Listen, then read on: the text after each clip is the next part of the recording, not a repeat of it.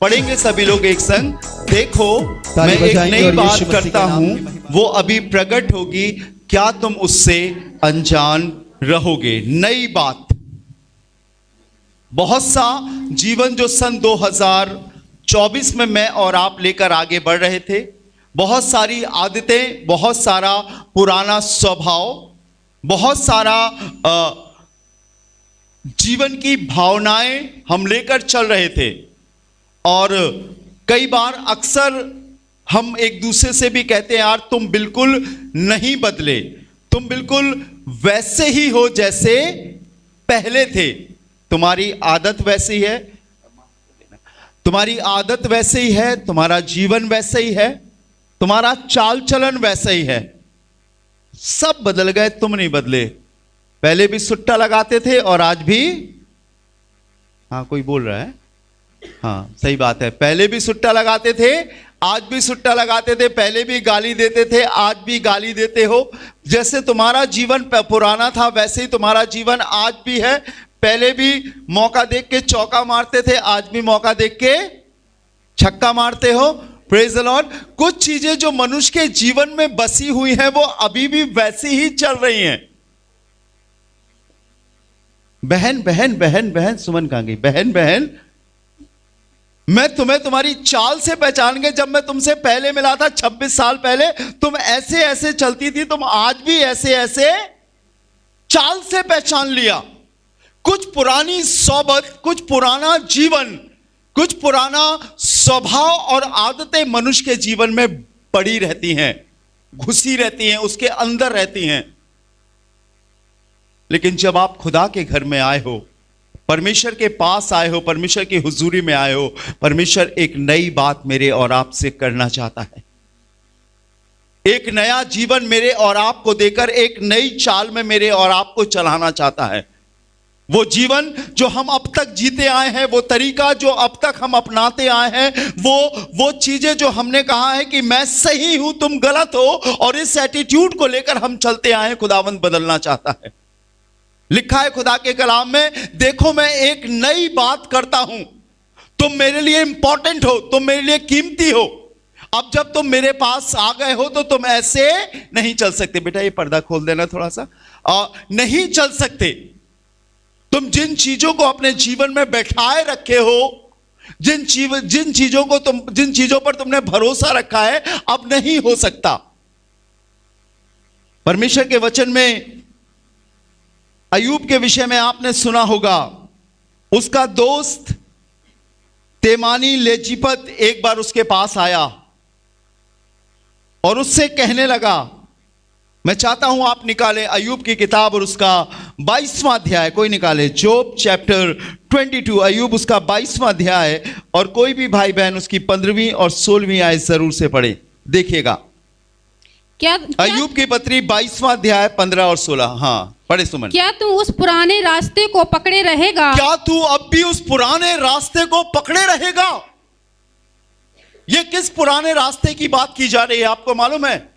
यह किस पुराने जीवन की बात की जा रही है? यह उस समय की बात की जा रही है जब स्वर्ग से परमेश्वर ने जमीन पर दृष्टि करी, इंसानों को देखा, जानवरों को देखा, अपने शक्ल अपने स्वरूप में बनाए हुए इंसान को देखा, और इस तमन्ना से देखा कि शायद कोई ऐसा होगा जो मेरे दिए हुए रास्ते पर चलने वाला होगा। जब उसने देखा तो मालूम क्या देखा? कि मनुष्यों के मन में और जानवरों के मन में जो कुछ उपजता है वो निरंतर पाप उपजता है। और ये अय्यूब से उसका दोस्त बात कर रहा है, क्या तू उस पुराने रास्ते को पकड़ा रहेगा? आगे, जिस पर वे अनर्थ करने वाले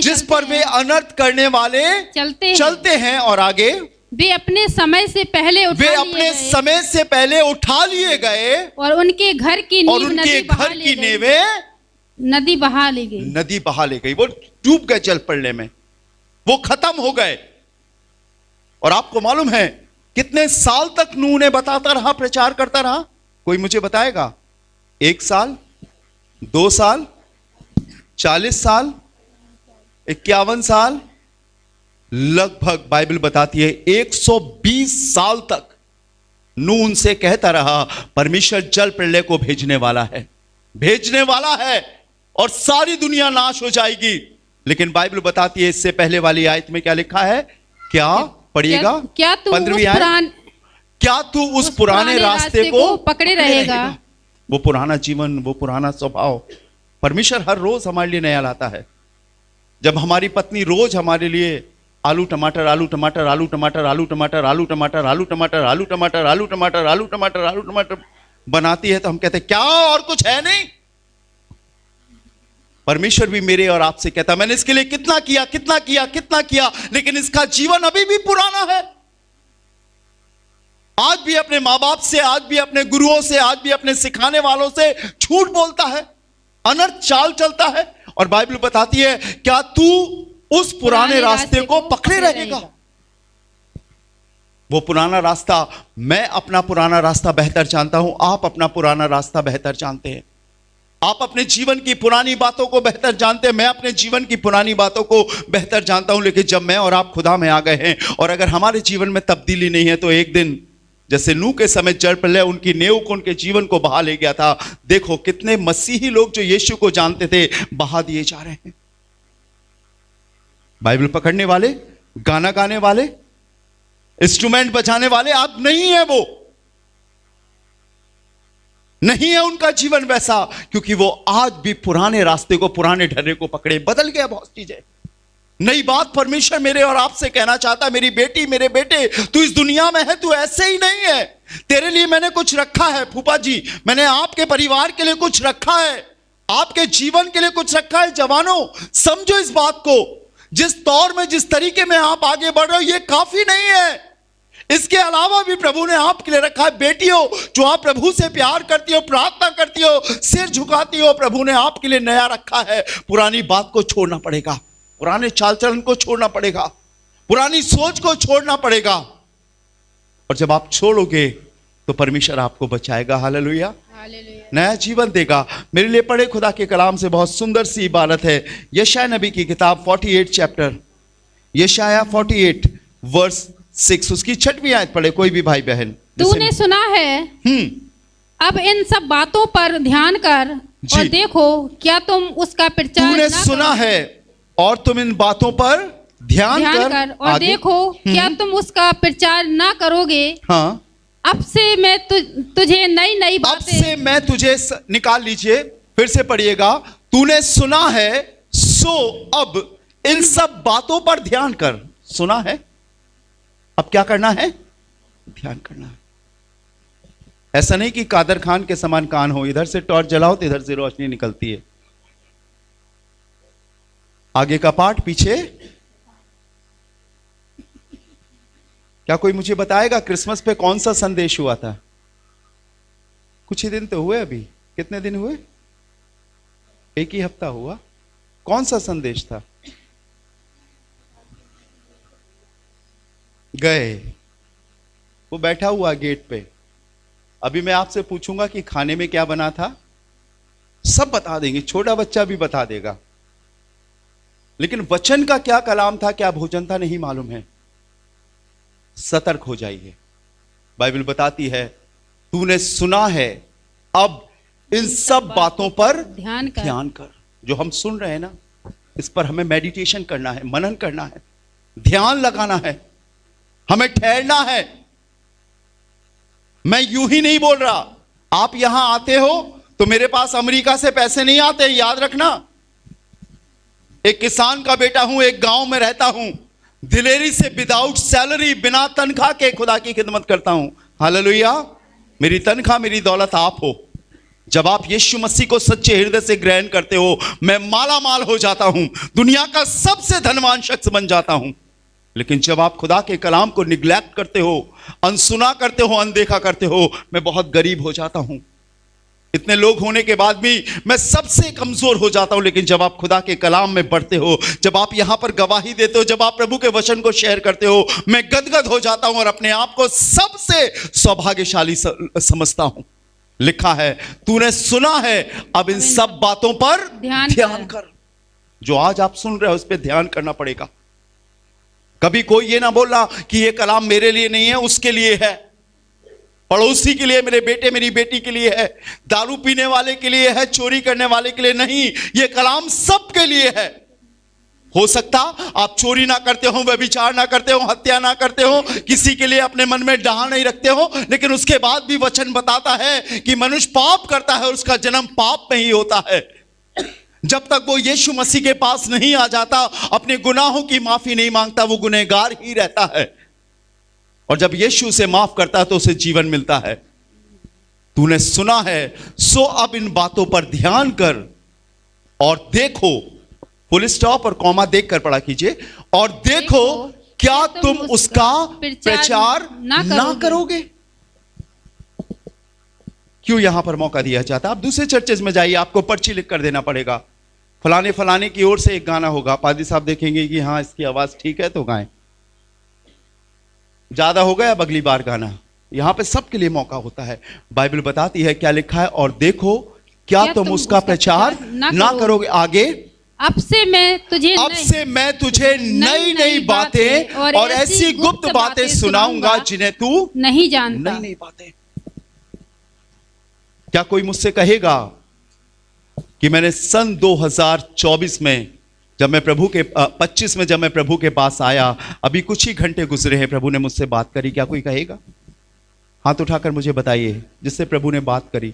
झूठ मूठ मत उठाइए, क्योंकि मैं पूछने वाला हूं कि क्या बात करी है। क्या परमेश्वर ने कोई नई बात करी है आपसे?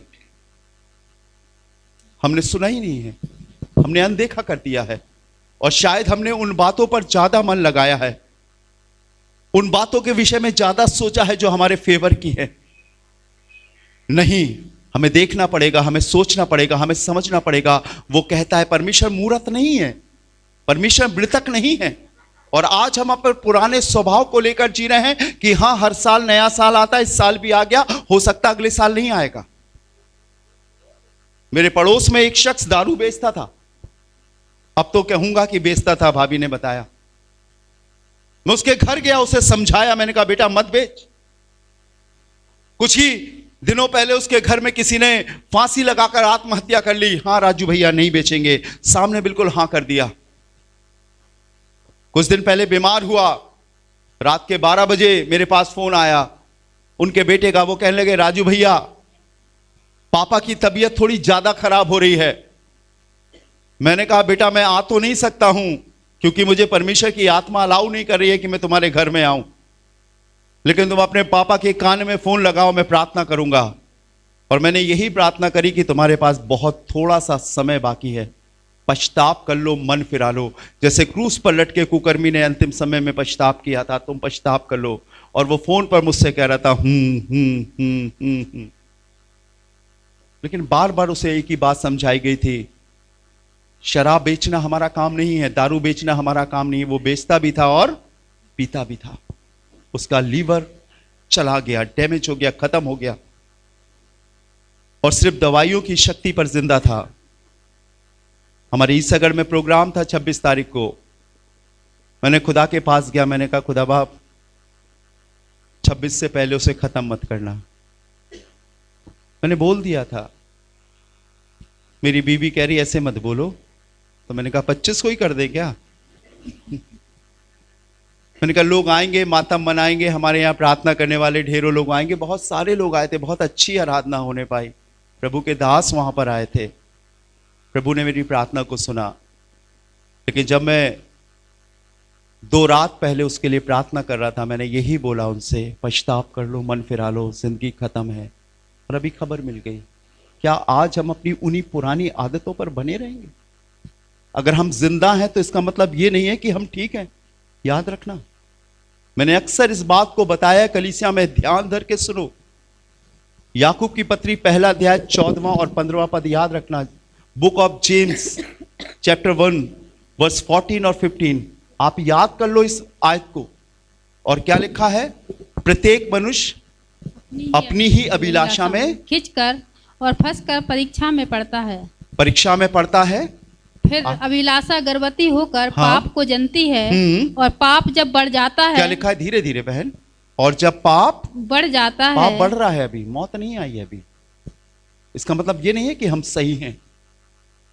ये आपको बाहर पर ठेके पे नहीं लिखा, कोई बताएगा आपको कहां से आ गए हो, मटक मटक के भैया दे देना, आज पक्की नहीं आज कच्ची दे दो,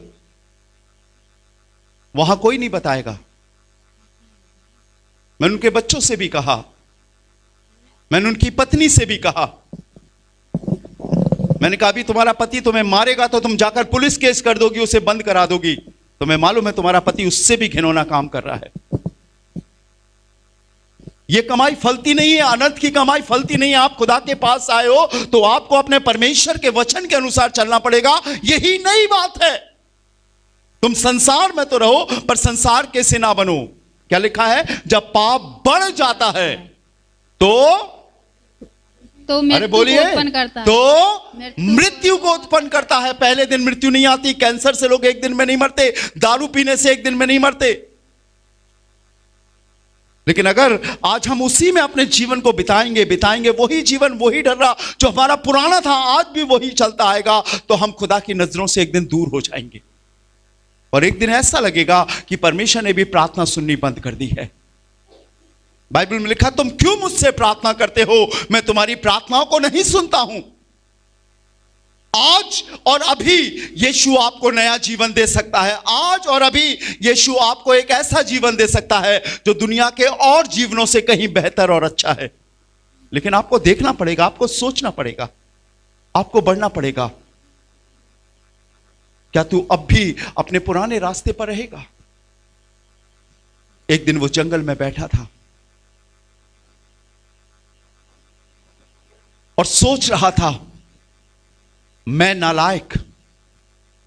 अभी तक वो अपने आप को लायक समझता था, लेकिन पहली बार उसने कहा मैं नालायक हूं। अपने पिता से झगड़ा करके अपने हिस्से की संपत्ति लेकर चला गया। और बाइबल बताती है उसने कुकर्म में अपनी सारी संपत्ति उड़ा दी। लूका रचित सुसमाचार उसका 15वां अध्याय 11वें पद से ये पूरी कथा मिलती है। लेकिन अब कह रहा है मैंने पाप किया है। मैं उसी रास्ते पर चलने लगा जिस पर दुनिया चलती है।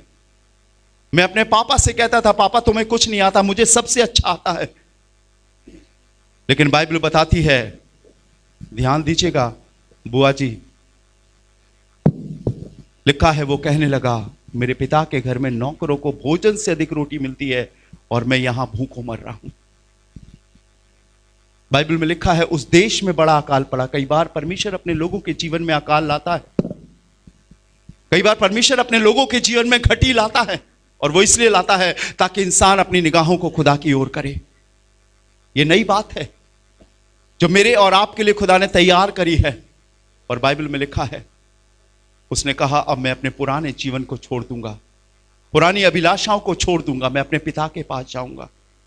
क्या आप पढ़ सकते हैं लूका रचित सुसमाचार 15वां अध्याय उसका 11वां अध्याय 15वां अध्याय उसका 18वां पद पढ़िएगा। मैं अब उठकर अपने पिता के पास जाऊंगा और उससे कहूंगा कि पिताजी, मैंने स्वर्ग के विरोध में और मैं उस पुराने रास्ते पर चल रहा था, मैं उस पुराने जीवन को जी रहा था। अरे क्या हो गया, थोड़ा ही तो है, थोड़ी सी बात है, चुईगम खा लेना, चुईगम, वो मीठी सुपारी, क्या नाम है उसका विक्की? हाँ, पास पास, बदबू नहीं आएगी। और आपको मालूम है ये पुराना रास्ता है, ये पुराना जीवन है। वो ऐसे ही चला जा रहा था, अपने आप को अपने पिता से अधिक अक्लमंद समझ रहा था, बुद्धिमान समझ रहा था, सब कुछ लेकर चला गया था। पिता के संग काम करना, बड़े भाई के अंडर में रहना उसे पसंद नहीं था। अपनी संपत्ति लेकर सब कुछ उसने कुकर में उड़ा दी थी। लेकिन अब कह रहा है 18वें पद में, मैं अब उठकर अपने पिता के पास जाऊंगा और अपने पिता से कहूंगा कि पिताजी, मैंने स्वर्ग की दृष्टि में और तेरी दृष्टि में पाप किया है। 19वां अब इस योग नहीं रहा, अब इस योग नहीं रहा अब कि तेरा पुत्र कहलाऊं। पहली बार अपने आप को नालायक कह रहा है। क्या कोई बेटा अपने बाप के सामने कह सकता है पापा जी मैं नालायक हूं? हम तो अक्सर अपने बाप से कहते, पापा तुम्हें क्या आता है? वो जमाने और थे जब मियाँ फाख्ताएं उड़ाया करते थे, तुम्हें नहीं मालूम, अब तो इंटरनेट का जमाना है। सावधान और सतर्क हो जाएं। अपने पुराने जीवन को आपको छोड़ना पड़ेगा। ऐसा ना हो कि ये मौका दोबारा ना आए। खुदा के कलाम में लिखी एक एक बातें पूरी हो रही हैं। यीशु का आना बहुत नजदीक है। और अगर आप कलीसिया में होने के बाद भी आप उसकी आमद से वाकिफ नहीं हो तो आप सबसे बदनसीब लोग हो।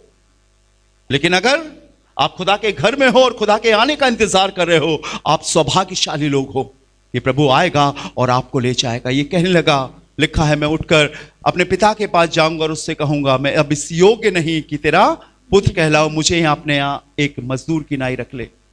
तब उठकर अपने पिता के पास गया और वो अभी दूर ही था। कि उसके पिता ने उठकर अपने पिता के पास गया। वापस लौट आइए, मौका है अभी। साहब, झांसी में सबसे ज्यादा मुर्दे मैंने ही गाड़े हैं ईसाइयों के, याद रखना। आप जाना वहां पे रायगंज की किताब में देखना, राजू राज जॉन पास्टर के जहां सिग्नेचर होते हैं। मैंने अपने से छोटी उम्र के लोगों को मिट्टी दी है, कंधा दिया है, लेकिन मैं नहीं चाहता जो मेरे संग इबादत करते हैं वो आधी आयु में अपने जीवन को खोएं। वो उस मंजिल तक पहुंचे जो खुदा ने जो जिंदगी दी है वहां तक पहुंचे, खुदा की महिमा करें, वो सारी आशीषें जो खुदा ने उनके जीवन के लिए तैयार करी है उसे देखें। ये नई बात है। ऐसा ना हो कि एक दिन हमारा मन सुन हो जाए, हमारा ध्यान भटक जाए और हम वो करते रहे जो हमारे शरीर को अच्छा लगता है। लेकिन आज वक्त है, जवानों, खासतौर से आपके लिए, मैं आपके पास बार बार नहीं आऊंगा। अगर हम बार बार अनदेखा और अनसुना करेंगे तो एक दिन परमेश्वर की आवाज भी हमारे पास नहीं आएगी। बाइबल में लिखा है, जब वो आता है तो मालूम चलता है, लेकिन जब वो जाता है तो मालूम नहीं चलता है। अपने जीवन के में प्रत्येक कामों को आप देखो, अपने पहरावे को, अपने देखने को, अपने चलने को, अपने बोलने को। आपका व्यवहार आपके घर में कैसा है, आपका व्यवहार आपकी कलीसिया में कैसा है। अगर अब आप खुदा के जन हो, खुदा के लोग हो, तो आपको परमेश्वर के वचन के पहरावे को पहनना पड़ेगा। अन्यथा मसले सब जगह हैं। आप जाकर देखो, अपने पड़ोस में मिलो जरा किसी से, कोई ना कोई मसला मिलेगा। वो ऊपर से तो हंस रहे लेकिन अंदर दुखी हैं। हम शायद बहुत पीछे हो गए हैं क्योंकि हमने समय से उस वचन को अहमियत नहीं दी है। Hallelujah, hallelujah. एक नई बात, प्रभु आज भी आपको जीवन दे सकता है, आज भी प्रभु बदल सकता है। क्या आप तैयार हो बदलने के लिए? क्या आप तैयार हो ये कहने के लिए, प्रभु मेरा दिल तेरे लिए खुला हुआ है, मेरे जीवन में अब से तू ही पहला होगा। मत घबराओ, मत चिंतित हो, मत सोचो कि मेरे पास कुछ नहीं है, मेरी मदद करने वाला कोई नहीं है। कायनात बनाने वाला खुदावंद आपके साथ है। हालेलुया। आप मत सोचो आप निर्बल हो, मत सोचो आप कमजोर हो, मत सोचो कि मैं कुछ नहीं कर सकता। एक नई बात, एक नई चीज खुदावंद आपके जीवन में देना चाहता है, जो लिखना चाहता है आपके हृदय की पट्टियों पर। कानून क्या कहता है उससे बढ़कर परमेश्वर क्या कहता है, उसको अपने जीवन में पहला स्थान दो। हालेलुया। बाइबल में लिखा है, वो ऐन वक्त पर जिना करते हुए पकड़ी गई और व्यवस्था और कानून ये कहता था कि ऐसी औरत को पत्थरों से मार डाला जाए। और वो पकड़कर यीशु के पास ले आए उसे परखने के लिए और कहने लगे कि बता हम क्या करें, क्योंकि मूसा की व्यवस्था में तो लिखा है ऐसी औरत को पथरवा करके मार डाला जाए, तू क्या कहता है? यीशु ने जमीन पर मालूम क्या लिखा, तुम इस औरत को तो ले आए हो, वो आदमी कहां है? क्योंकि बाइबल बताती है अगर कोई व्यभिचार करता है तो स्त्री और पुरुष दोनों को सामने पेश किया जाए, और जो नियम परमेश्वर की ओर से मूसा की व्यवस्था में ठहराया गया था उनको दंड मिलता था। यीशु ने कहा वो दूसरा कहां है? वो बचा लेगा आपको।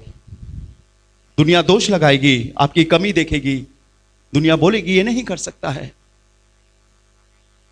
इनके घर वाले भी ऐसे थे, ये भी ऐसे ही है, तमाम बातें कहेंगे। लेकिन यीशु कहता है मैं एक शब्द बोलूंगा वो काफी है तुम्हारे लिए।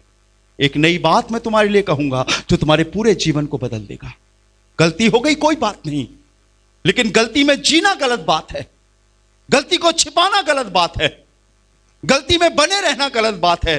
और अगर आप ऐसे ही करोगे तो जैसे सन 2024 में कभी गिरे कभी उठे, कभी गिरे कभी उठे, कभी गिरे कभी उठे, ऐसे सन 2025 में चलोगे, आप दिलेरी से आगे नहीं बढ़ पाओगे। ये जगह आपके लिए है।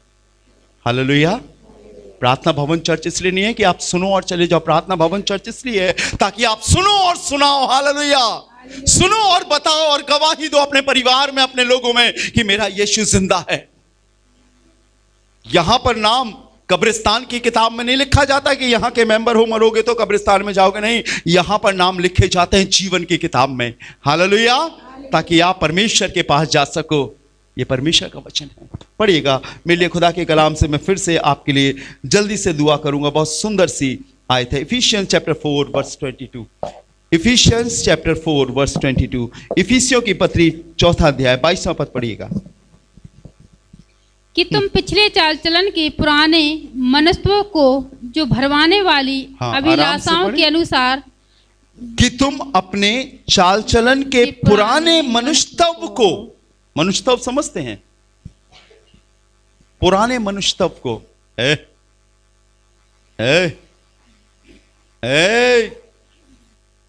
पुराना मनुष्यत्व, दूसरा नया मनुष्यत्व।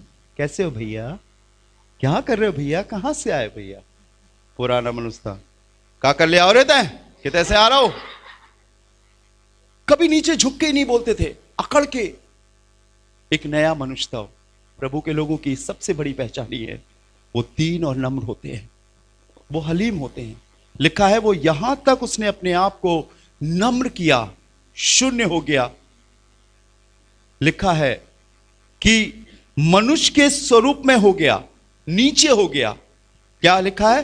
कि तुम अगले चाल चलन के, अपने चाल चलन के पुराने मनुष्यत्व को जो भरमाने वाली अभिलाषाओं के अनुसार भ्रष्ट होता जाता है, उतार डालो। पहना हुआ है। शायद पादरी साहब के सामने जय मसीह की करते हैं और पादरी साहब के जाते ही आ गया, पता नहीं कहां से आ गया। जब मैंने मिनिस्ट्री शुरू करी 1998 में झांसी में, तब अक्सर दोपहर के वक्त, दिन के पहर में विजिट किया करता था। तो कई लोग बहुत अच्छा स्वागत करते थे, बोलते थे आइए पास्टर जी प्रेयर कीजिए, भैया प्रार्थना कीजिए। कई लोग कहते थे कि दोपहर का भूत, देखो दोपहर में ही प्रकट होता है।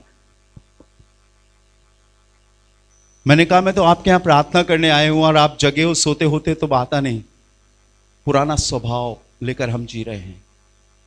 ये बाइबल आपको स्वर्ग नहीं ले जाएगी। जब इस बाइबल में लिखी बातों को आप अपने जीवन में लागू करोगे तब आप स्वर्ग के लिए तैयार होगे। पुराना मनुष्यत्व, पुराना एटीट्यूड, पुराना छिड़क जाना, पुराना चाल चलन, पुराना मनुष्यत्व हम पहने हुए हैं। ऊपर से तो हम बिल्कुल स्मार्ट लग रहे हैं, लग रहा हूं ना विक्की? और देखो स्मार्ट लग रहे हैं, अच्छे लग रहे हैं, और लोग जब हमारी तारीफ करते हैं, वाह क्या लग रहे हो भैया, ओ वाह, हमें बहुत अच्छा। पर आपको मालूम है इस ड्रेस के अंदर एक दिल है, उसके अंदर भी बहुत सारी चीजें हैं जो प्रभु देखना चाहता है, जो परमेश्वर देखता है। पुराना मनुष्यत्व, पुरानी चीजें जो मेरे और आपके अंदर है। फिर से पढ़िएगा बहन, क्या लिखा है? तुम अपने, कि तुम पिछले चाल चलन के पुराने मनुष्यत्व को जो भरमाने वाली अभिलाषाओं के अनुसार भ्रष्ट होता जाता है, उतार डालो। भ्रष्ट होता जाता है, क्या करते हो? उतार डालो। आगे पढ़िएगा। और अपने मन के आत्मिक स्वभाव में नए बनते जाओ। और अपने मन के आत्मिक स्वभाव में नए बनते जाओ। Praise the Lord. आत्मिक स्वभाव में क्या बनना है? नए बनते जाओ। नए बनना है। हमारा आत्मिक स्वभाव क्या है? मम्मी आज आप दुआ कर लो, मुझे बड़ी नींद आ रही है। आत्मिक स्वभाव, चलो मम्मी हम लोग गीत गाएंगे, मिलकर प्रार्थना करेंगे, जय जय प्रभु यीशु की, हमको बचाने आया जगत में, उसकी स्तुति करो। पुराना मनुष्यत्व, अंदर गई रम तब निकली नम। मैम साहब तुम दुआ करो। मैम साहब ने दुआ करी और साहब सो गए। पुराना मनुष्यत्व। मैं एक घर में गया प्रार्थना करने के लिए, लगभग रात के 9 बजे। मैंने कहा चलो, इन लोग बहुत बोलते हैं, हम लोग सोते समय प्रार्थना करते हैं। मैंने कहा बिल्कुल। मैं पहुंच गया रात में 9:30 बजे उनके घर में, और इत्तेफाक से दुआ हो रही थी। पापा मम्मी दोनों बेटे बैठे हुए थे उनके अगल बगल। सबसे पहले पापा ने दुआ करी, और इतनी लंबी दुआ करी, उत्पत्ति से लेकर पूरे प्रकाशित वाक्य तक सारी बातें बोल डाली। बीबी भी सो गई, दोनों बच्चे सो गए। मैं अकेला देख रहा, कब आमीन होगी। ये नहीं चलेगा। आत्मिक स्वभाव हमारे जीवन में होना चाहिए। हमें परमेश्वर के कलाम को इज्जत देना आना चाहिए। शैतान बाइबल सिर के नीचे रखने से कभी नहीं भागेगा, याद रखो। बाइबल में लिखी हुई बातों को जब आप अपने जीवन में बैठाओगे तब शैतान भागेगा। और अगर हम ये सोचकर जी रहे हैं कि हम ऐसे ही जीत जाएंगे तो कभी नहीं। अक्सर जब मैं अपने लोगों के बीच में आराधना करता हूं, CNI चर्च के लोगों के बीच में मुझे बहुत प्यार करते हैं, बुलाते हैं, समय दर समय बोलते राजू भैया आज आप मीटिंग लीजिए, आराधना लीजिए। तो मैं कहता हूं बिल्कुल बहुत अच्छी, मैं लूंगा। लेकिन पीछे से कोई आके कहता 5 मिनट का मैसेज दीजिएगा, 10 मिनट का मैसेज दीजिएगा। मैंने कहा ठीक है, तुम लोग छोटा पैक पियोगे, मैं छोटा पैक बना के दूंगा। बर्दाश्त ही नहीं कर पाते। परमेश्वर के वचन के लिए उनके हृदय में जगह ही नहीं है। ये जरूर पूछते कि क्या क्या बनाया है। खुदा के लोगों, अगर हम परमेश्वर के कलाम को अपने जीवन में इज्जत नहीं देंगे, याद रखो नाश द्वार पर खड़ा है, विनाश द्वार पर खड़ा है। और बहुत से लोगों ने अपने जीवन को इन्हीं चालों पर चल के बर्बाद कर लिया है। आप यहां पर रहकर अगर बर्बादी के रास्ते पर जा रहे हो तो उसका कारण राजू, राज, जॉन और यीशु मसीह नहीं है। उसका कारण यह है कि आपने अपने पुराने मनुष्यत्व को अभी नहीं उतारा है। आप खुदा के घर में भी वही व्यवहार कर रहे हो और बाहर भी वही व्यवहार कर रहे हो। लोग कहते हैं कि तुम्हारी शादी नहीं हो रही है, वो वाले चर्च चले जाओ, तुम्हारी शादी हो जाएगी। मैंने बोला किसी को दूसरी करनी हो तो प्रेज द लॉर्ड। तो विकी को मालूम है। हमें देखना पड़ेगा, हमें समझना पड़ेगा, हम पुराने स्वभाव में नहीं जी सकते। अगर आप नए साल में जा रहे हो तो आप देखो कि आपके पास कोई पुरानी चीज तो नहीं है, क्योंकि उसने आपके लिए सब कुछ नया किया है। सब कुछ नया किया है। बेटियों, बेटों, बुजुर्गों, जवानों, सतर्क हो जाओ। सोचने से पहले, बोलने से पहले ये सोचो क्या मैं सही में आज पुराना जीवन जी रहा हूं या नया जीवन जी रहा हूं। अपनी पत्नी से प्रेम रखो, अपनी बेटी से प्रेम रखो, अपने दोस्तों से प्रेम रखो, अपने मिलने वालों से प्रेम करो। लिखा है लोग तुम्हारे भले कामों को देखकर तुम्हारे पिता की जो स्वर्ग में है बड़ाई करेंगे। पौलुस ने लिखा तुम मसीह की जीवित पत्री हो, लोग तुम्हें पढ़ते हैं। मालूम है यहां से लेकर यहां तक पढ़ते हैं। शायद आपको नहीं मालूम कि आप कौन से रंग की शर्ट पहने हो, लेकिन आपको मालूम है, दुनिया को मालूम है कि आप कौन से रंग की शर्ट पहने हो। आप अपनी 2 आंखों से देखते हो, लेकिन हजारों आंखें आपको देखती हैं। ये वो चर्च जाता है, इसकी गवाही उस चैनल पर आती है, वो एक एक चीज को नोट करते हैं। आओ हम उस पुराने स्वभाव को यहीं छोड़ें और नए साल में आगे बढ़ें। हालेलुया। एक दूसरे की मदद के लिए, एक दूसरे की सहायता के लिए आइए अपनी आंखों को बंद करेंगे, प्रार्थना करेंगे। प्रभु आपके जीवन में काम करने पर है, वो सब कुछ आपके लिए नया करेगा। वो आपके जीवन को उठाकर अपने तख्त के सामने रखने के लिए तैयार है। वो आपकी इबादत पर तकनशीन होने के लिए तैयार है कि आप कहोगे प्रभु मैं एक नया जीवन जीना चाहता हूं। मेरी बहनों, मेरे भाइयों, मेरे बच्चों, मेरे बुजुर्गों, मेरा सेवा करने का कोई और मकसद नहीं कि मैं बहुत नामचीन हो जाऊं, लेकिन मेरे सेवा करने का एक ही मकसद है कि प्रभु की कलीसिया यीशु मसीह के लिए तैयार हो सके। वो बिल्कुल द्वार पर है, वो आने वाला है। अपने आप को उसके लिए तैयार करो और उससे कहो प्रभु मुझे बदल दो।